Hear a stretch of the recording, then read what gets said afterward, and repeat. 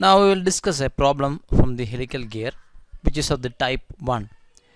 As I have told you, the type 1 problem consists of number of teeth or else the problem with unknown diameters. Let us read the question. Design a pair of helical gear to transmit 12 kW at 1200 rpm of the pinion. The velocity ratio is 3:1. The pinion has 24 teeth and is made up of 0.4% carbon steel untreated, and gear is made of cast steel. The teeth is 14.5 degree involute in normal plane. Design the gear completely if the helix angle is 25 degree. Before we move into the solution part, we have to understand the question clearly. You have to understand the data clearly. See, what they have given is the number of teeth here, and also they have given the velocity ratio, and this is the pinion is having the number of teeth 24, so the number of teeth on the gear is going to be 72. 24 into 3, 72. These 24 and 72 are nothing but the original number of teeth of the helical gear, the teeth which are inclined at 25 degree. So the number of teeth on the pinion is 24 and that of the gear is 72. And they have given the material also and given the helical angle. Let us solve the problem. As I told you, before we go into the initial step, we have to write down the allowable stresses from the data book. Page number 234. If we go to the page number 234, we can see, yes, this is the one for the static stress for the spur gear. We have to take it from the for the helical gear, and it is given over here. 0.4% carbon, value is going to be 70, and class B steel, cast steel is going to be 50. These two are the values. These two are the values we are going to choose for this cast steel medium, and 0.4 to 0.5 non treated, the value is going to be 50 and the value is going to be 70. These two are the values that we have taken right now. So that we have selected. Now we have to calculate the ZV1 and ZV2. ZV1 and ZV2 can be calculated using the formula given in the data book. See, we can see this is the equation to calculate the formative number of teeth, equation 22.22a. this equation. So using this equation, when we substitute the value of Z1, we are going to get the value of ZV1, and if we substitute the value of Z2, we are going to get the value of ZV2. Now coming back to the design, let us see how we can solve this. Okay, so by using the equations for the Lewis form factor, we have calculated the value of Y1 and Y2. We have used the values of ZV1 and ZV2 to find the values of Y1 and Y2. So upon substituting all these values, we identified that the gear is the weaker member. The gear is the weaker member in these two, and we have to design for the gear. Now moving into the step number 2, where we need to calculate the tangential tooth load. We are supposed to substitute the value of velocity in terms of mn. So we are going to use this equation pi dn by 1000. Instead of d, we are going to substitute it as mn by cos beta. So you have to be very clear that this n has to be in RPS. So since we are designing the gear, it has to be D2, Z2, D2.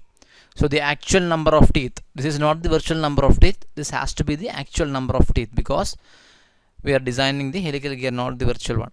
So Z2 into 400 divided by 60, this will change to RPS, and upon substituting, we will get the value of velocity as 1.66 mn. This is not m into n, it is m suffix n.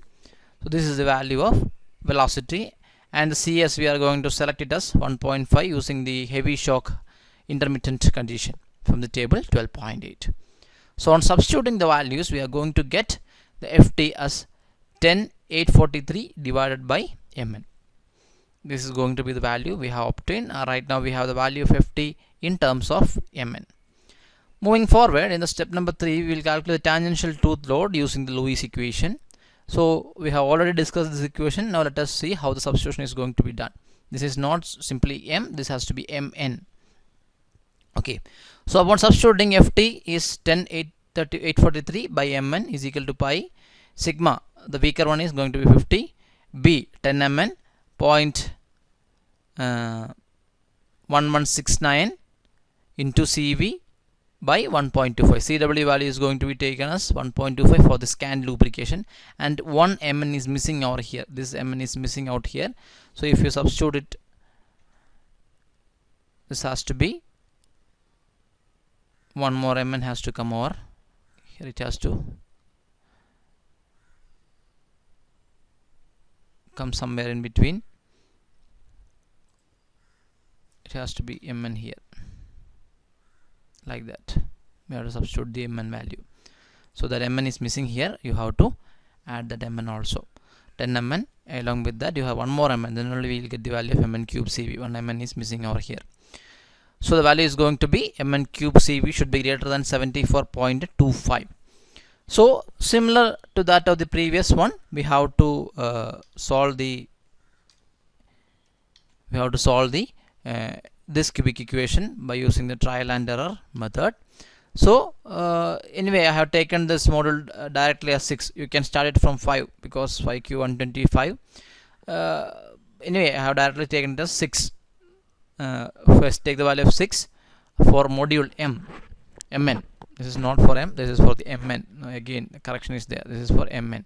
So upon substituting the value of Mn, you are going to get the value of Vs 1.66 into 6. So 9.96. This has to be Mn. So kindly correct this.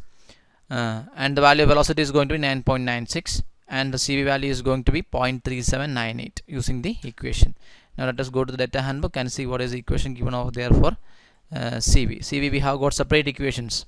So since the value is less than 10, we will go for 6.1 divided by 6.1 plus V. So using the equation 12.55 and Cv 6.1, this equation will calculate the value of Cv. So the value of Cv we have obtained right now as 0.3798. Upon substituting, we understood that the value is going to be greater than 74.25. So the selected value module, normal module Mn equal to 6, is suitable for the purpose. So using this Mn is equal to 6, we are going to move forward for the dimensions. So the value of going to be Ft is going to be 10.1807 Newton. B is going to be 60 mm. Velocity is going to be 9.96. And more importantly, we have to calculate the tangential module, because right now we have calculated the normal module using the trial and error method. So the tangential module is going to be 6.62. This is the tangential module because we have the equation Mn cos beta is equal to M. So substituting those equation, we'll get the value of tangential module. Also the diameter, pitch, diameter of the pinion and gear, all these things can be easily calculated. Moving forward, we have to calculate the dynamic load. The equation is pretty straight. We have all the values except the value of C. C we will be going and we will get the value from the table 12.12 using the error 4.4043, and the C value is going to be 474. This is the one we are going to substitute here. So upon substituting all these values, we are going to get the dynamic load as 14681. And I hope all of you remember the reasons for this dynamic load. I have explained that thing when we discussed about this spark gear. The spark gear, we have listed out many reasons for the development of this dynamic load in the system, and those reasons are exactly same or exactly can be applicable in this helical gear also.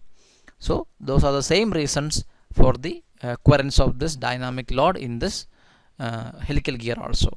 So using the value Fd equal to 14681, we are moving forward with the bear load, and here we will equate these two together and we will find the unknown value K.